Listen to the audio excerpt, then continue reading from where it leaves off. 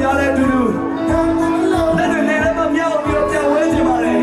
ဧပြီလ18ရက်နဲ့19ရက်မမရွာဂီတပွဲတော်ကိုတက်ဟုန်ပြည်နယ်ခွဲရွှေလီမြို့မှာကျင်းပခဲ့ပါတယ်။ဒီပွဲမှာတရုတ်အစတော်ရောမြန်မာစူပါစတာဆိုင်ဝီချီတီပါအတူတူပြပြခဲ့ကြပါတယ်။လာပါဘဒုကိုစောင့်နေတာလေ။မိစာနီတို့ဆိုင်တို့စောင့်နေတာ။အခုချိန်ကြီးမတော်သေးဘူး။9နာရီခွဲတော့ပါ။တက်ဟုန်မှာအလုပ်လုပ်စီးပွားရေးလုပ်နေတဲ့မြန်မာပြည်သက်တွေနဲ့လက်ဆက်ဖြစ်ပြီးလာတဲ့မြန်မာမစ်စီတွေကရွှေလီမှာသူ့ပြီးအရင်ပြောကြတာပဲ။ကိုနိုင်ငံရောက်သွားသလိုမျိုးပေါ့။သူ့ကိုဆိုင်ကိုကတော့တွေးလိုက်ရတဲ့အချိန်မှာဆိုစိတ်ထဲမှာအရန်လဲပီတိဖြစ်တယ်အရန်လဲချစ်တယ်အရန်လဲပျော်တယ်通过我们举办的这个音乐节，通过我们的平台，让来看的乐迷们了解到更多不同国家的音乐文化和魅力。ဒီဂီတပွဲတော်ဟာအတန်နဲ့အစီခံစားရတဲ့ပွဲမဟုတ်တော့ပါဘူး။တရုတ်မြန်မာပြည်သူပြည်သားတွေအတူပြုံနေကြတဲ့ပွဲပါပဲ။ပေါ့ပေါ့ချီချီရေးကူတက်ဝင်လို့ရှားစွာပေါ်ကျူးတဲ့တက်တဲ့တစ်ခုလည်းဖြစ်ပါတယ်